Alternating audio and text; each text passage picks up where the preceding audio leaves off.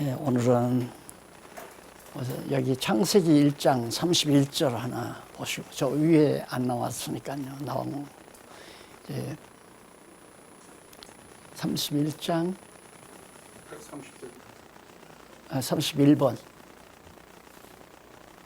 그 위에 32, 31 차등 없이 하나님께서 창조하셨다. 모든 우주 만물을 절대 가치에 차등이 없이 어느 것 하나라도 빠지면 우주에 결함이 생기거든요. 문제가 생기고. 그러니까 하나님이 쓰시기에 적당하게 그렇게 지어놓으시고, 처음 창조하실 때 모든 것을 지어놓으시고 보시기에 좋았더라라고 해요. 우리가 여기서 타락하기 이전에 에덴 동산 천지만물을 보고 지금 하나님께서 하신 거거든요. 그러면 그때는 모든 것이 좋았는데 지금은 모든 것이 안 좋은가? 결국은 하나님의 시각에서 보면 지금도 역시 모든 것이 선하고 아름답죠. 그래서 여기 그 다음에 성경 구절 보시면은 마태복음 6장 26절로 고마워요. 26절로 28절에 보면 공중의 새를 보라. 심지도 않고 거두지도 않고 창고에 모아들이지도 아니하되 너희 천부께서 기르시나니 너희는 이것들보다 귀하지 아니하냐 하는 문제가 나오죠. 들의 백합화를 보라도 나오고, 자연 하나님이 지어놓으신 자연 만물이죠. 나는 저 성경 구절을 보면서 나 어렸을 때 교회에 전답이 있었는데 문전옥답이었어요. 거의 바로 사택에서 저희가 살면서 그 문전옥답을 치는데, 바로 집이 교회당이 이렇게 기와집으로 되어 있기 때문에 새들이 집 짓기가 참 좋잖아요. 또 그 안채도, 집이 부잣집은 지붕이 이렇게 두껍거든요. 집을 걷어내지 않냐고 또 덮고 하니까 이렇게 두꺼워서 새들이 자기들 집 짓기에 아주 좋아요. 그러니까 벼이삭이 패 올라오기 시작하면 새들이 막 몰려다니면서 다 먹는단 말입니다. 그러면 새막을 아버지가 지어주고 날 들어가서 새를 보라고 그래요. 새를 쫓으라고. 그러면 어린 몸에 이쪽에 새 쫓으면 저쪽 가서 앉으며, 저쪽에 새 쫓으면 이쪽으로 와요. 저놈의 새들을 다 죽여버리면 좋겠다 싶은 생각이 있어요. 하나님은 다 필요가 있어서 지어놓은 건데 나는 그놈의 새들 다 없어져 버리고 죽여버렸으면 좋겠다. 그런 생각을 하면서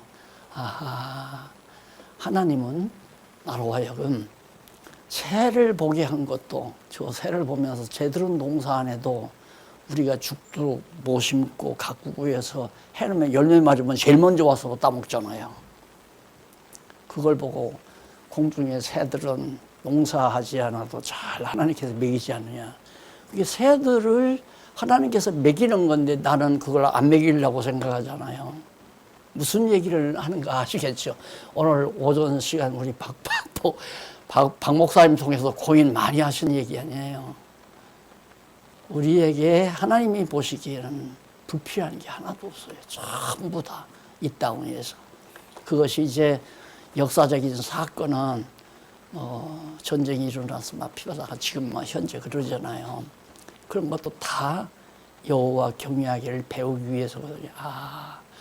인간이 이렇게 하나님 뜻을 저버리고 결국 인간 욕심대로 살다가 쫓겨나서 하나님께서는 얼마나 그것이 고통스러운 세계인가를 깨닫게 하기 위해서 이제 하나님 말씀대로 잘 살아야 되겠다는 그런 걸 깨닫게 하기 위해서 지금 전쟁도 일어나고 질병도 일어나고 모아놨던 재산도 한꺼번에 없어져 버리기도 하고, 마찬가지고 들의 백화포도 마찬가지고.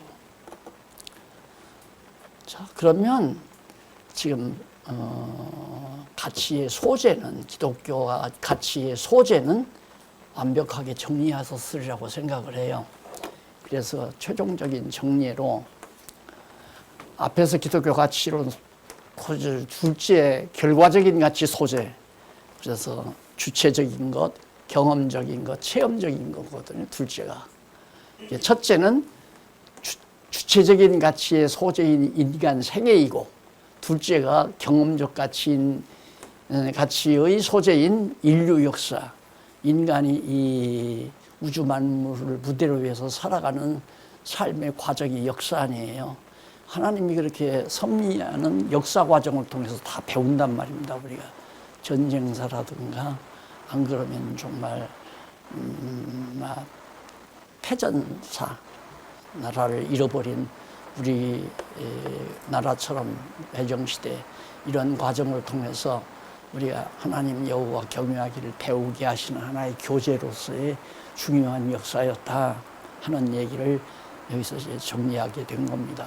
셋째는 체험적 가치, 그 이제 바로 어린 시절 새막에서 새를 보면서 그때 배웠어야 되는데 이제야 듣기야 깨달았잖아요. 그걸 안 그랬으면 정말 그걸 보고 야 너들은 농사 안 짓고도 잘 먹으니까 좋겠다 이렇게 생각을 하면서 아 하나님께서 난들 안 먹이겠나 이렇게 깨달았어야 되는데 새를 보라고 나를 내보낸 어머니도 야속스럽고 아버지도 야속스럽고 또 큰형님이 나보다 세다고 해서 형님이 너 나가서 세봐 이런 것들이 다 불만스럽고 짜증스러웠던 어린 시절이 참 부끄럽죠. 지금 와서 생각하면 모든 것이 다 좋은 건데 안 좋은 것이 하나도 없는데 새가 와서 벼이삭을 다 잘라먹는 것도 다 좋은 건데 안 그래요? 왜? 높은 차원에 하나님이 저렇게 먹이시게 돼 있구나 이걸 깨닫고 난들 하나님이 안 먹으시겠나 깨달을 수 있다는 얘기죠. 이 정도면 다 정리됐잖아요. 경험적, 체험적 가치까지. 그렇죠? 정리를 한 거예요. 그 다음 넘어가서 여기 정리됐잖아요. 결과적인 가치의 소재는 주체적 가치, 생애죠. 인간의 생애, 내 삶의 생애가 참 가치롭다. 오늘 우리 박 목사님이 그런 얘기를 해요. 목사님, 전에는 자살하는 세대가 50대 전후반 세대였는데 지금은 낮아져서 20대 전후반이 자살수가 세계 최고래요. 왜 죽는가? 살아야 필요 없으니까. 살면 뭐해? 포기해버려. 그게 병이에요. 결국은 이제 허무주의에 빠지는 거죠. 아무리 봐도 나처럼 아버지는 새들에게 벼이삭을 뺏길까 봐서 날들어 새를 보라고 했지만은 하나님께서는 그걸 보고 나로 깨닫게 하기 위해서 새들이 와서 벼이삭을 잘라 먹었단 말입니다. 다 벼이삭을 쪼아 먹었는데 그걸 못 깨달은 것 뿐이죠. 그러니까 이제 깨닫지 못하면 모두가 다 허무한 거고 깨달으면 야 인생은 정말 가치로운 거야. 인간의 생애는 정말 가치로운 거야. 80년 살아도 100년을 살아도 참 가치 있는 인생이야. 그러면 우리가 마음이 허전할 필요 없잖아요. 허탈해. 요즘에는 어쩐지 쓸쓸해. 뭐가 뭔지 모르겠어. 이런 생각. 그래서 보통 늦으면 현 시대에 늦으면 50대에 고민을 한다고 그러잖아요. 나는 50대라고만 알았는데 박 목사님 얘기 들으니까 20대래요. 금방 낮아졌대요. 그러니까 가정에 20대 자녀들이 있거들랑 맘 놓으면 안 되죠. 다 똑같아요, 인간은. 살아보니까 별거 아니에요. 나라 꼴도 보면은 가만히 보니까 전부 여기만 죄를 짓고 저기는 죄를 안 졌나 싶었더니 죄 졌다고 감옥에 들어갔다가 나오고 나왔다가 또 들어가고 다 들어가고 그러니 누가 옳은지를 제대로 알 수 없는 혼란한 시대에 살잖아요. 그러니까 그런 상태에서는 패거리를 짓고 마는 거죠. 예. 정의를 찾는 게 아니라 가치를 찾는 게 아니라 야 우리가 이기자. 그래서 이기는 방법을 찾는 것이 현대인들의 삶의 목적이 아닌가 저는 그렇게 생각을 해요. 어려서부터 경쟁을 시키니까 네. 그래서 그거를 안 시키려고 학교 교육에서 절대 석차를 매기지 말아라. 누가 1등이든. 우리 어렸을 때는 다 석차 매겼잖아요. 지금은 각각 그 분야에서 잘한다 못한다, 참 우수하다, 정말 거기에 소질이 있다, 이런 평가를 해서 그냥 동등하게 모든 사람을 대하라 하지만 어디 그래요? 뭐 아무래도 상을 주기도 하고 격려하기 위해서. 그러다 보니까 거기서 배회돼 버리면 좌절하죠. 어머니도 아버지도 돈 많이 못 벌어놓고 나도 이렇게 돼서는 내가 직장 잡기가 어렵고, 야, 죽는 게 최고다. 산다는 그 자체의 가치를 모르니까 그쪽으로 죽음으로 가치를 찾으니까 그런 현상이. 그러니까 그만큼 우리 민족이 영특하다는 얘기예요. 어리석으면 그냥 밥 먹는 걸로 족하고 살지요. 돼지처럼. 맛있는 거 먹으면 그걸로 야 행복하다. 삼겹살에다가 쌈 싸서 막 터지도록 입에다 집으면 행복이 이것이 행복이지 뭐야 하고 밥 먹는 사람들처럼, 꽤 그래도 뭐 중류층에 있다는 사람들도 그런 소리 하면서 그래 방송에서 나오잖아요. 그러니 가치론이라는 것이 이런 문제가 정리가 돼야 지금 내 주변에서 벌어지고 있는 자연현상, 체험이죠. 자연현상을 내가 보고 체험하는 거. 그 다음 내가 살아오는 과정, 역사, 과거 우리 선조들이 살아온 과거 역사. 그래서 우주 만물과 역사, 인생이 다 가치롭다, 요즘. 됐잖아요? 그래서 인생관, 역사관, 세계관, 이게 바로 가치론의 전제안이에요. 인생의 가치, 만사의 가치, 만물의 가치. 이런 피동적 가치, 피동성, 필연성, 무존성. 피동성은 완전히 인간은 하나님의 피동적인 존재다. 하나님이 하게 하셔서 행동하는 존재다. 그러면 내가 무슨 일을 하든지 남의 집에서 가서 정말 하루 일당 받고 노력을 하든지, 그다 아니면 내가 정말 험한 일에 내가 종사를 하든지, 그게 다 모두가 하나님께서 그렇게 하게 만든 거기 때문에 그걸 불만하면 안 된단 말입니다. 피동성이기 때문에. 하나님은 왜 이 일을 시킬까? 나도 책상 머리에 앉아서 화이트 칼라 넥타이 매고 붓으로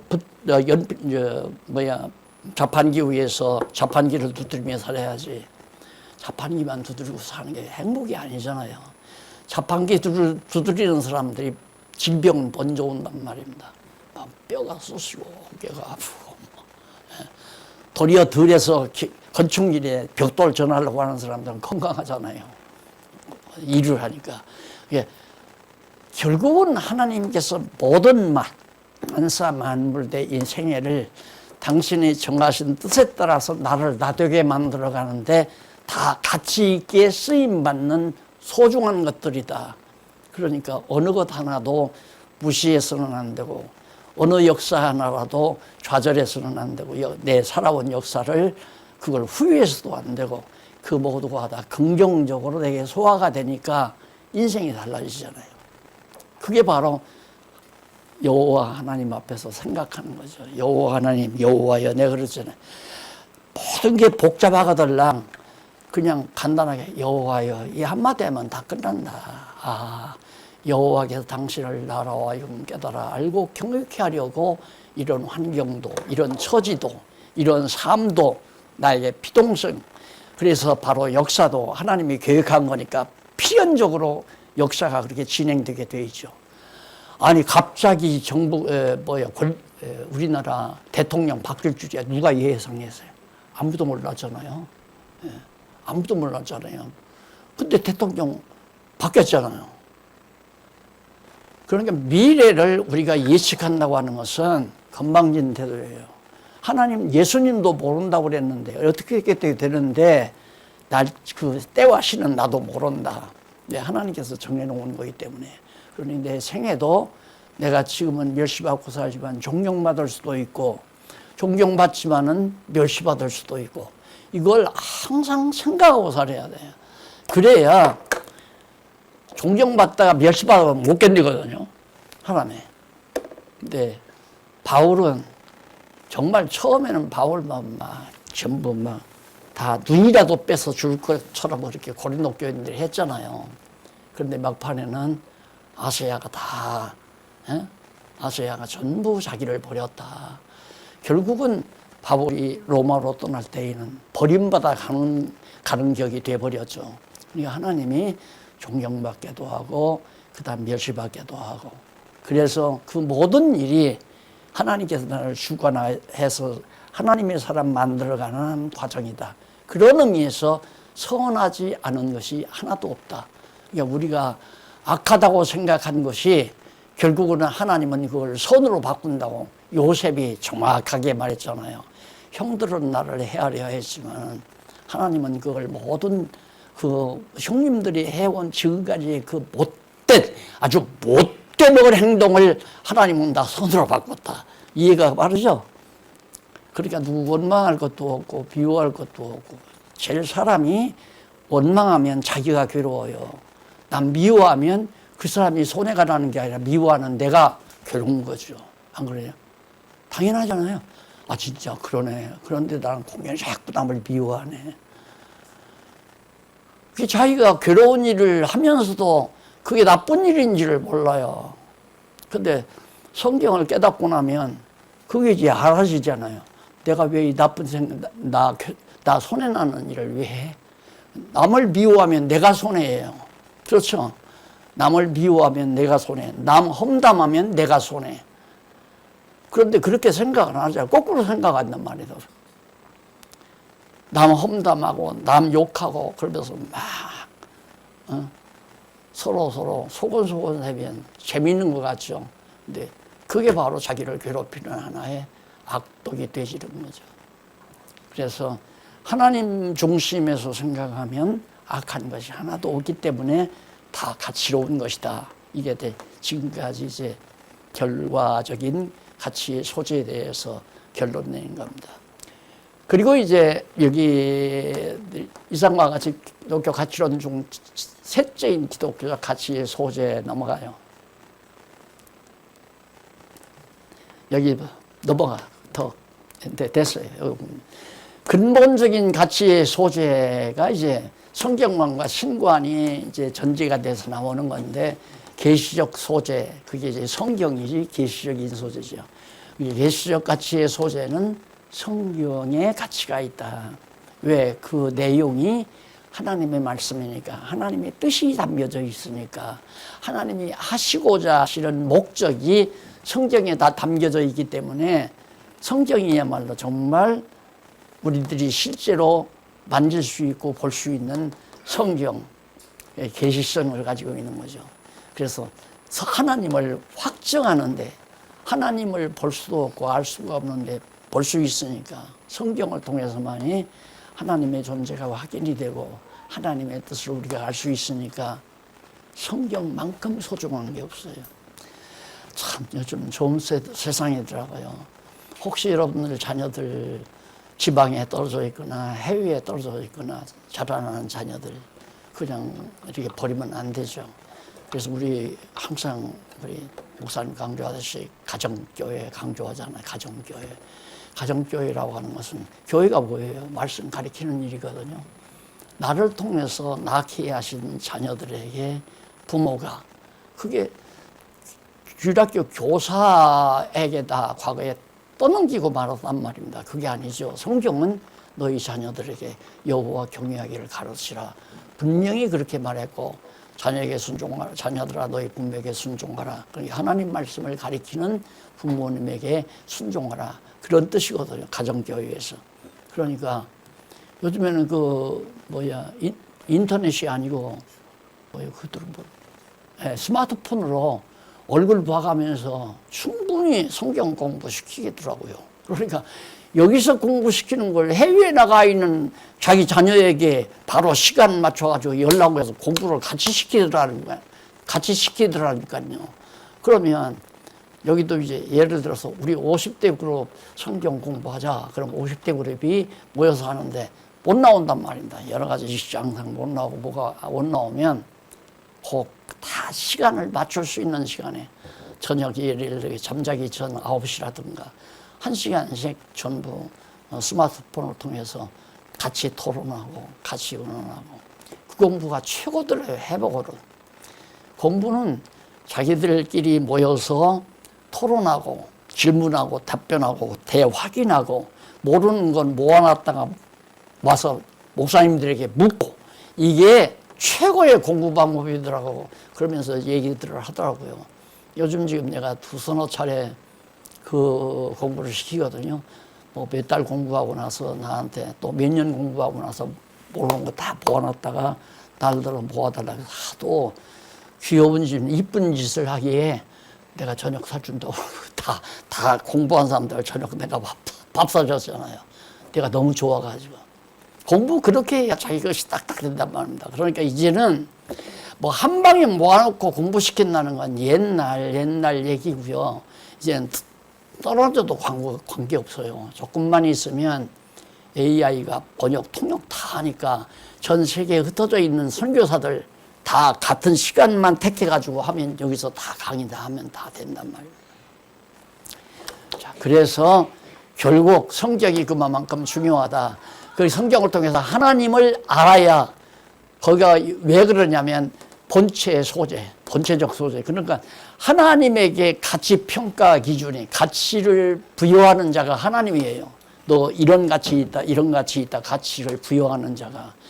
가치를 부여해서 인생도 만들고 역사도 진행하고 만물도 하나님께서 다 주관하고 다스려 가니까 그런 의미에서 이제 절대주권자, 그 다음 본체 확정, 하나님을 확정하는 거고 가치의 절대주권자고 이런 문제가 여기에 다 정리가 되어 있습니다.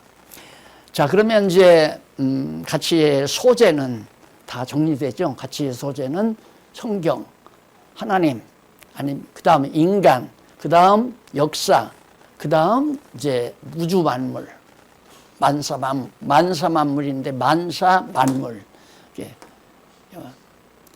역사는 만사고, 그다음 만물은 우주 뭐 만사 만물, 하나님의 피조물. 자, 넘어가서요.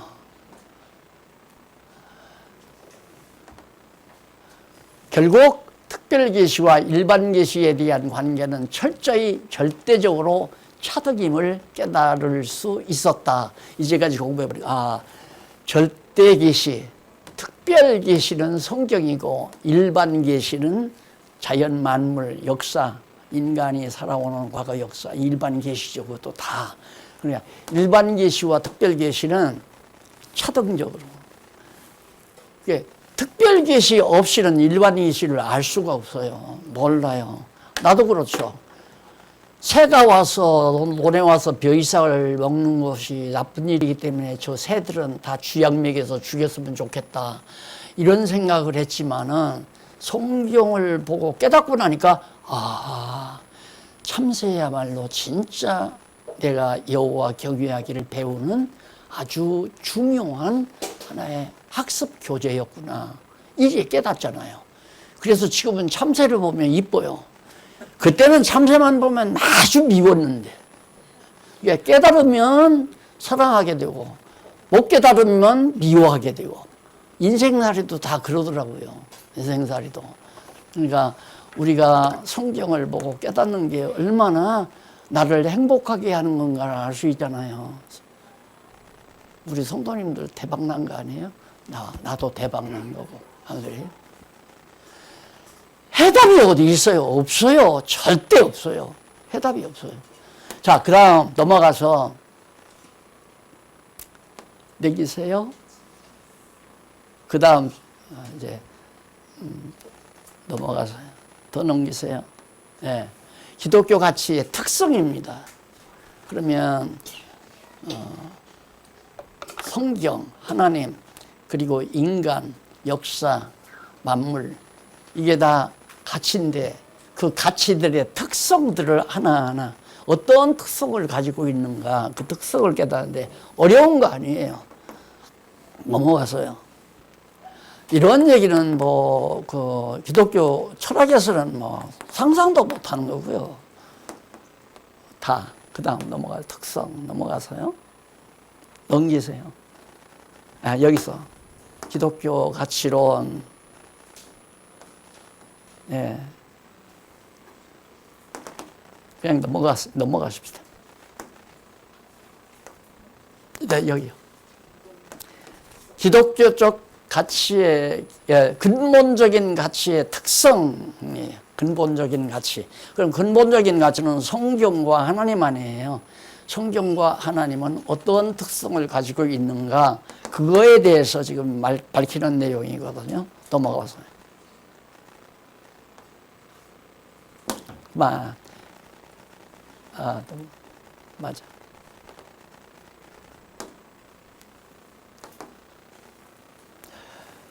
철학적 가치로는 기독교를 포함한 대중종교를 철학의 한 분과로 취급한다. 말도 안 되는 얘기죠. 기독교라고 하는 것을 한 철학의 한 부분으로 그렇게 취급해요. 그래서 종교 철학이라고 해서 종교 철학 범주 안에다가 기독교를 같이 취급하는 거죠. 그러니까 철학자들하고는 얘기가 안 돼요. 우리 기독교, 우리 성경신앙 얘기는 철학자들하고는 얘기가 안 돼요. 철학은 인간의 이성을 주축으로 해서 사고를 펼쳐나가는 거지만은 성경은 하나님의 뜻을 계시적으로 우리 인간에게 알리는 거기 때문에 이게 만날 수가 없죠. 절대. 넘어가서요. 기독교 가치론 가치의 특성에 대한 근본적인 관점에서 정확히 분석할 수 있습니다. 이는 기독교가 하나님의 존재를 확증하고 믿는 종교라는 데 근거를 두는데, 기독교는 철학적인 대중종교와 달리 실제적으로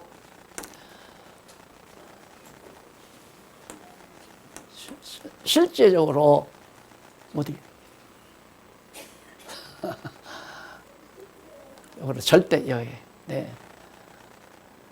절대자인 하나님이 그 창시자다. 이게 기독교는 하나님이 창시자예요. 유교는 공자의 제자들이, 공자가 창시한 거죠. 불교는 석가모니 제자들이 창시한 거고, 그 인간이 창시한 거예요. 그러나 기독교는 하나님이 창시자예요. 그래서 우선 그 신학 자체가, 현대 신학 자체가 기독교를 예수님, 이 땅에 오신 2000년 전 예수님이 기독교를 창시했다고 보는 그런 견해가 자체가 바로 신학자들의 큰 오류예요. 기독교라고 하는 것은 하나님이 인간을 창조하면서 벌써 거기에 벌써 계율이 주어지잖아요. 그게 기독교예요. 알고 보면 그게 기독교라고. 우리 기독교의 원뿌리예요. 그러니까 하나님이 기독교 창시자죠. 그런 의미에서 정말 아담이 타락한 후에는 그 후손인 노아 후 아브라함에게 언약의 말씀을 명하심으로 유대 종교가 구체화되었다. 그러니까 노아 시대에 지나서 아브라함에게 언약의 말씀을 할 때, 에덴 동산에서 아담에게 언약할 때 이미 이루어진 종교가 바로 아브라함에게 언약하심으로 구체적으로 유대 종교가 출발이 되어진 거죠. 그 유대 종교의 근거에 따라서 이제 오늘날 우리 개신교가, 기독교가 만들어진 거고요. 만들어진 게 아니라 이어나오는 거고요. 그런 의미에서 기독교는 하나님이 창시자다. 그런 얘기 넘어가세요. 넘기세요. 네. 그 다음 여기서 근본적인 가치의 객관성 나오잖아요. 근본적인 가치의 객관성. 네. 기독교 가치로는 근본적인 가치의 특성 중 첫째는 근본적 가치의 객관성이다. 332 성경 구절 한번 봐봅시다. 332번 계시록 22장 19절. 만일 누구든지 이 책의 예언의 말씀에서 제하여 버리면 하나님이 이 책에 기록된 생명나무와 거룩한 성의 참여함을 제하여 버리시리라 하는 얘기예요. 자, 여기서 이 책이란 말이 여기 나오는데, 물론 어떻게 보면 이 책이란 말이 요한계시록으로 한정할 수가 있죠. 그러면 보세요.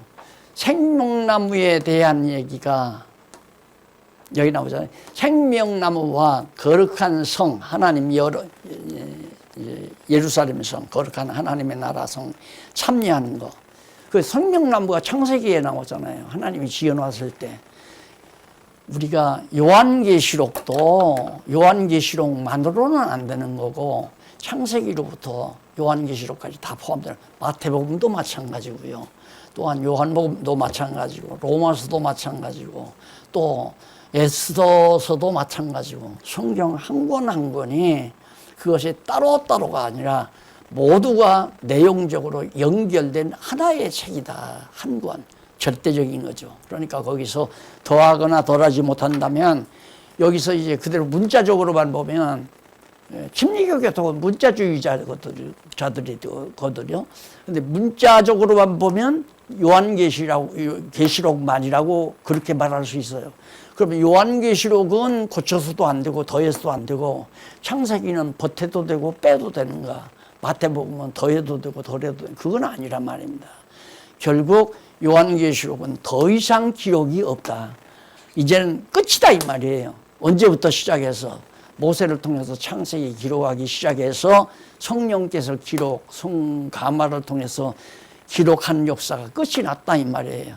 그런 의미에서 바로 이 절대적 가치의 객관성, 가치는 정말로 절대 누구가 주관하거나 다스릴 수 없는 절대적인 객관성을 지니고 있다. 그러니까 그건 내 소관이 아니죠. 그 소관이 객관적인 진리에 내가 복종당해야 되는 거 아니에요.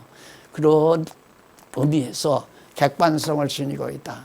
그 객관성을 한번 좀 내려가서 하나하나 살펴보십시오. 더 넘어가서요.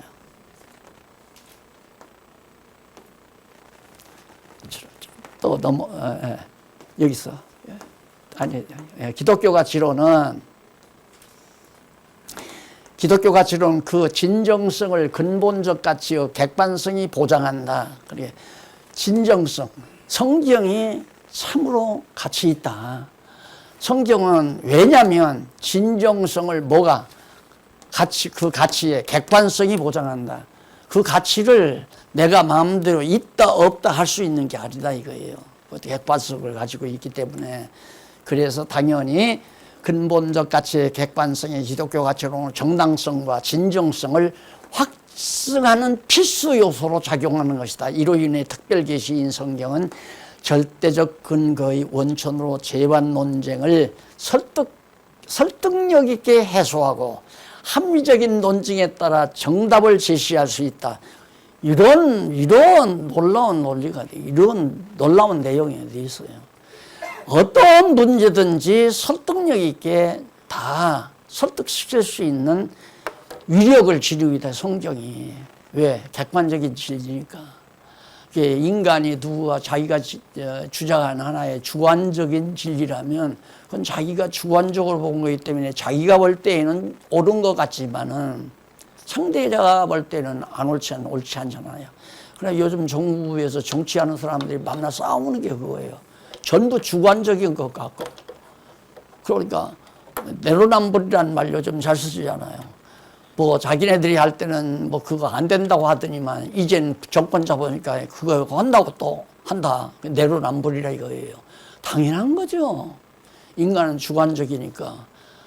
안 그래요? 한나라 국민의힘 주관적으로 지금까지 정치해온 거고, 대통령이 바뀌니까 이제는 민주당 주관적으로 정치를 하는 거고, 민주당이 볼 때는 옳지만은 국민의힘이 볼 때는 나쁘단 말이에요.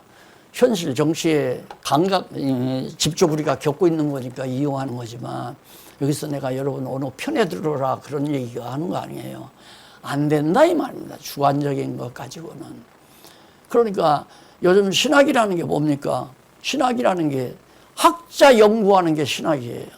학자를 연구하는 게, 그 학자가 어떤 생애를 살아왔느냐, 어떤 사상을 가졌느냐, 전공이 무엇이냐, 그 사람이 주장하는 바가 뭐냐, 그걸 주장하는 것이, 그가 주장하는 내용이 내가 볼 때 옳다면 그 사람 하나 연구소 정해놓고 그 사람 하나 연구하는 게 신학자의 생애라예요. 우리나라도 많이 있어요. 칼빈 연구소, 루터 연구소, 알미니우스 연구소 만들어 놓고 그 신학 학자들 연구하는 게 신학이라 돼버리니까 이런 논리가 나올 수가 없죠. 안 나오죠. 성경이 정말 객관적이고 정말 진정성이 있고 정당성이 있는 참 진리이기 때문에 어떤 문제를 제기해도 충분히 그에 대한 정답을 제시할 수 있는 것이 성경이니까 그래서 성경은 객관성을 지니고 있다. 넘어가십니다. 그 다음 근본적 가치의 불변성. 객관성만 있는 게 아니라 변함이 없어요. 어제 이론이 변해서 오늘 새로운 것이 나오는 게 아니라 말입니다. 불변성을 가지고 있어야 그게 이제 가치가 있는 거 아니겠어요? 그래서 정말 가능만 하면 어려서 성경을 배워놓으면 참 좋지만은 그게 이제 우리의 현실에서 동떨어져 있잖아요. 근데 성경을 공부하는 거하고 세상 학문을 공부하는 거하고는 분야가 달라요. 분야가. 근데 제가 그 목사님들 공부시킬 때 초등학교 2학년생이 공부를 하러 온 적이 있어요. 초등학교 2학년생이. 목사님 손자인데 아빠, 할아버지 나도 가면 안 돼요? 그러더래요. 그래도 또 가자. 그래도 2학년생을 데리고 와서요. 이 녀석이 공부하더만 목사님 말 맞는 것 같아. 맞아. 목사님 말씀 맞아. 그래 그게 이제 성경 신학자가 돼가지고 한국에서 초등학교를 다녔어요. 다니다가 그 다음 중학교 과정, 고등학교 과정 이거 다 검정고시 와가지고 돼가지고 호주로 유학을 갔어요.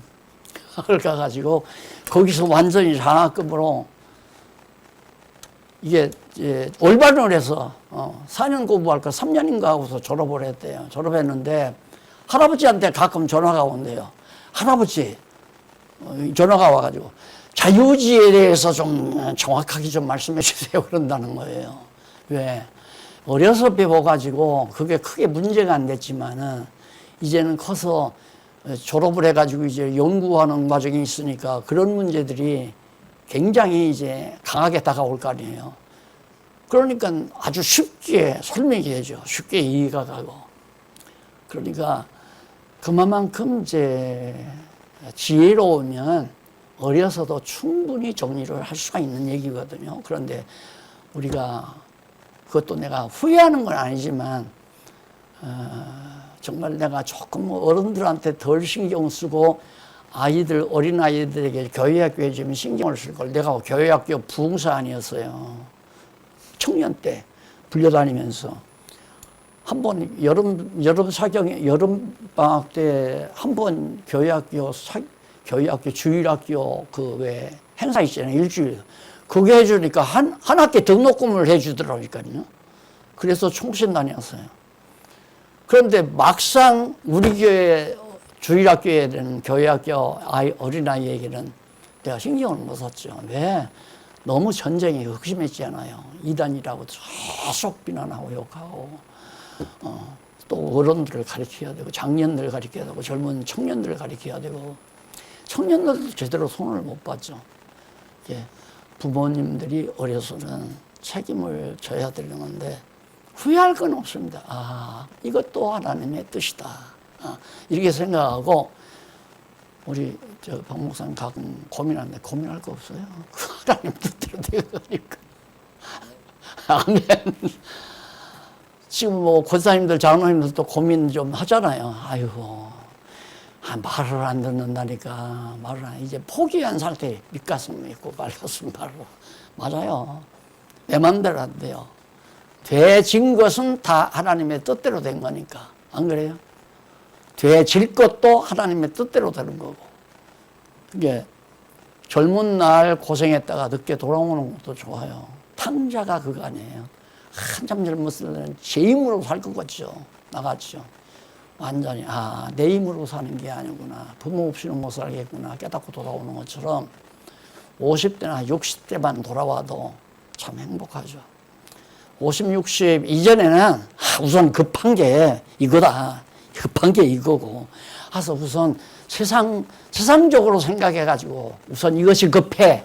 그래, 우선 돈 벌어서 자녀들 길러가지고 장가 보내고 시집 보내서 다 살게 해놓고 교회는 그냥 늑술해 해가지고 점잖게 조용하게 교회 다니면서 성경도 보고 딱 여러분 급비안경 딱 쓰고 성경 보다가 이렇게 손씩 보는 그런 것을 연상하는 분들이 많이 있죠.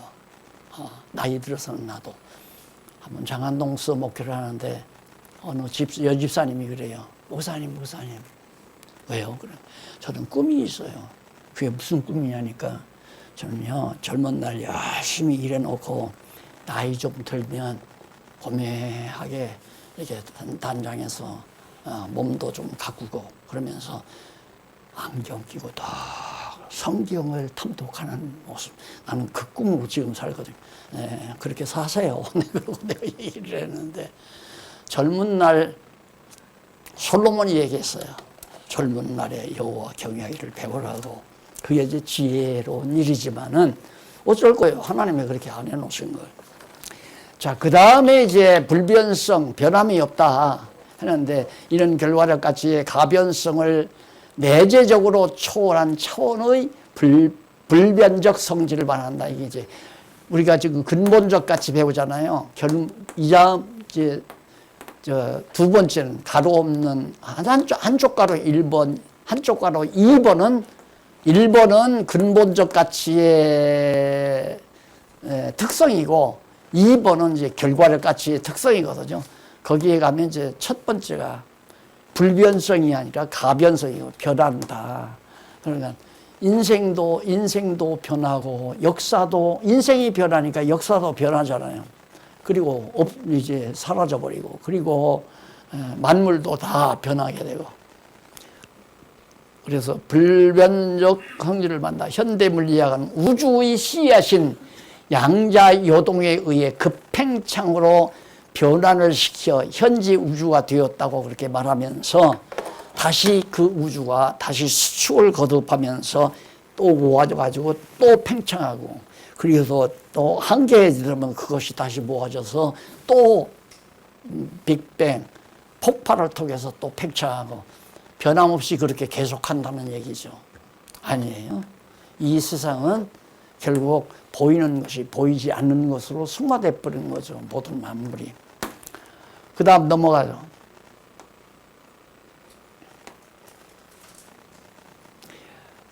철학적 가치로는 근본적 가치의 불변성에 대해 논증의 필요에 따라 추론하는 것을 엿볼 수 있다. 그러나 정당한 이론으로 수용하는 것은 주저하는 눈치다. 철학적 가치로는 재반 문제를 해결하기 위해 특수가치론인 윤리학과 미학, 종교 철학에 의존하는 것으로 보인다. 이게 이제 철학 쪽의 근본 바탕이에요. 다시 말해서 여기 나오죠. 윤리학, 우리 행동 윤리학. 오늘 윤리 때문에 고민했죠. 목사님한테 질문 계속 받았잖아요. 아까 대학부에서 구분을 할 때. 철학은 해답이 없어요. 답변 못 했잖아요. 목사님이 물으니까 답변 못 했잖아요. 어느 것이 선이냐. 동생 요새 팔아먹는 게 선이요. 안 그러면 이쁘게 머리 쓰다듬어 주고 빵 사주고 수고했다. 빨리 아버지한테 돌아가라 돌려보내는 게 선이요. 대답 없잖아요. 할 수 없잖아요. 팔아먹는 건 악한 거고 아버지한테 잘 가도록 야 맹수들 조심해라. 내가 형님이 내가 어디까지 내가 바라다 줄게. 그렇게 하는 게 선입니까? 윤리적으로 맞죠. 나중에 후자가 선이죠. 전자는 악이고. 그러나 하나님이 보실 때에는 안 팔아먹으면 야곱의 자손들 다 굶어 죽어요. 그렇죠? 그러니까 역사는 내가 늘 그러잖아요. 이렇게 잘라가지고 평가하면 안 된다. 시작에서 역사가 끝날 때까지 통째로 놓고 평가를 해야 된다. 내가 항상 그 얘기를 했잖아요. 통째 놓고. 역사라고 하는 것이 시작과 과정과 결과가 나오는 건데 우리는 과정에 놓고는 악하다, 좋다, 나쁘다 이렇게 평가를 하니까 나 가난한 건 참 싫다. 아버지가 나 용돈 많이 주는 건 좋다. 용돈 적게 주는 건 싫다. 이런 것 때문에 아이들이 고민하고 싫어하고 아버지를 천히 여기고 그러잖아요. 아버지는 뭐 하느라고 돈 안 벌어놓고 다른 아이들은 용돈을 한 달에 20만 원씩 50만 원씩 받는다는데 나는 기껏해야 2만 원 어떤데 아버지가 조금 마음 쓰면 생일이 돌아왔다고 3만 원 이렇게 주는 게 속이 상하는 거죠. 그러니까 지금 여러분들 이런 얘기를 들으면서 얼마나 생각의 폭이 넓어집니까?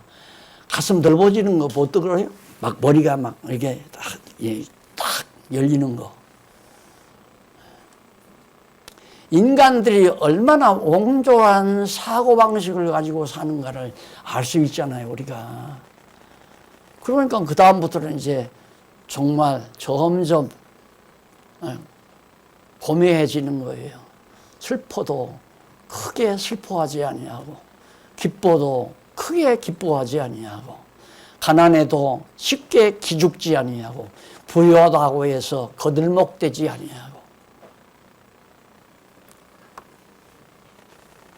넘어가십니다.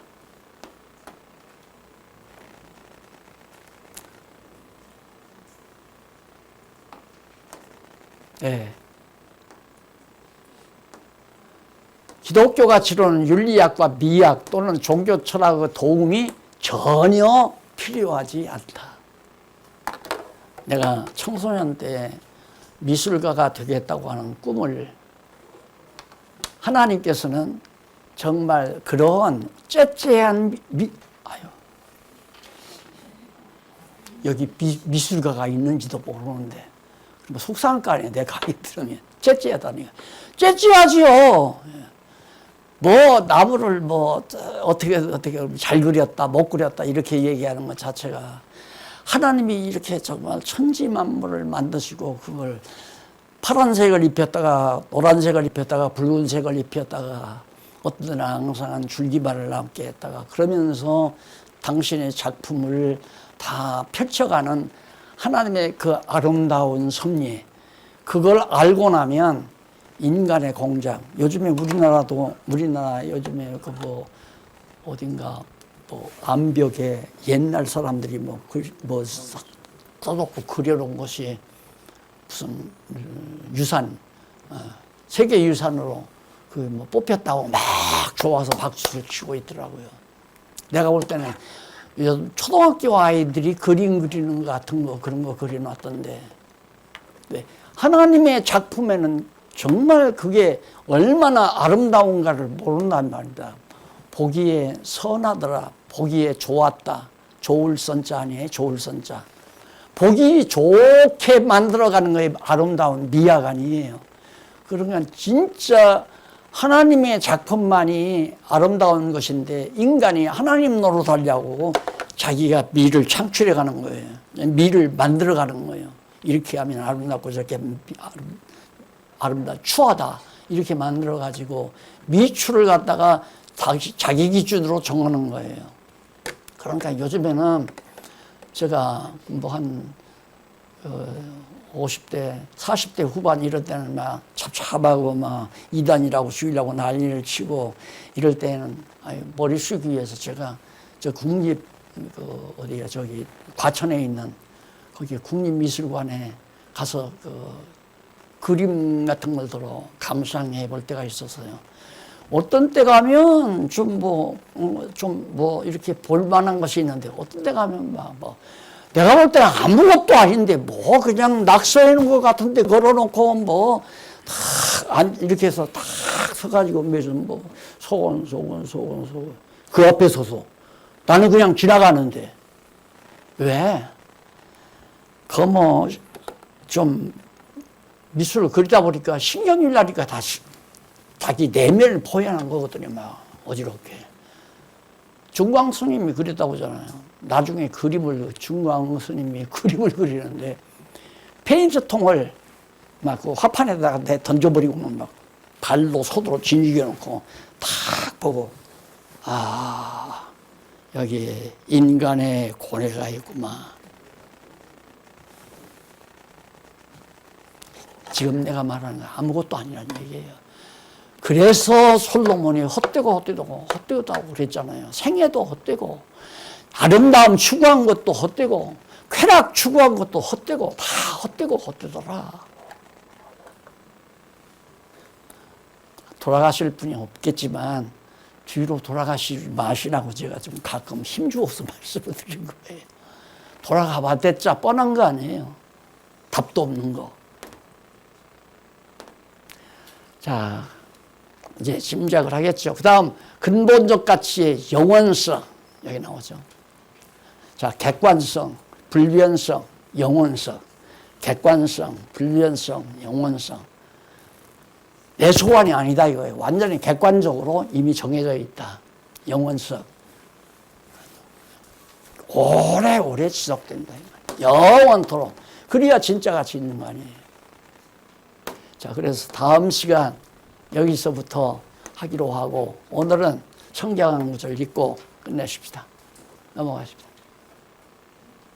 넘기셔서. 네, 알겠습니다. 누가복음 24장 36절로 37절. 이 말을 할 때 예수께서 친히 그 가운데 서서 가라사대 너에게 평강이 있을지어다 하시니 저희가 놀라고 무서워하여 그 보는 것을 영으로 생각하는지라.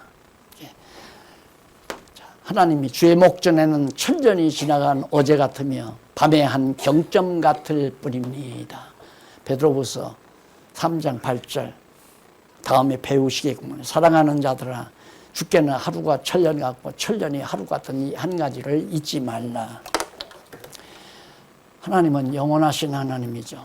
영원한 것만이 영원한 가치가 있는 거 아닙니까? 우리는 영원한 가치 있는 성경을 통해서 하나님을 알고 나를 알게 됐으니까 문제없이 살 거 아니에요. 문제없이 산다. 그럼 당당하게 산다 그 말이에요. 아직도 내 머릿속에 뭐가 문제가 남아있으면 성경학자는 아니죠. 성경신학자는. 성경신학자는 머릿속에 모든 문제가 다 사라져 버려야 돼요. 깨끗하게 기도하십시다. 살아계신 하나님 아버지, 오늘 또 귀한 시간 주셨습니다. 정말 우리에게 이 놀라운 영원한 가치를 발견하게 하시고 절대 가치를 발견하게 하시고 정말 불변의 가치를 발견케 하셔서 하루하루를 하나님의 경륜 따라 살아갈 수 있는 하나님의 백성이 되게 하신 것을 너무 감사합니다. 아직도 어두움에서 허덕이는 많은 영혼들이 있사오니 하나님의 뜻이 여들랑 저들도 한 기쁨에 동참할 수 있도록 은총 베푸시옵소서. 예수님 이름으로 기도드립니다. 아멘.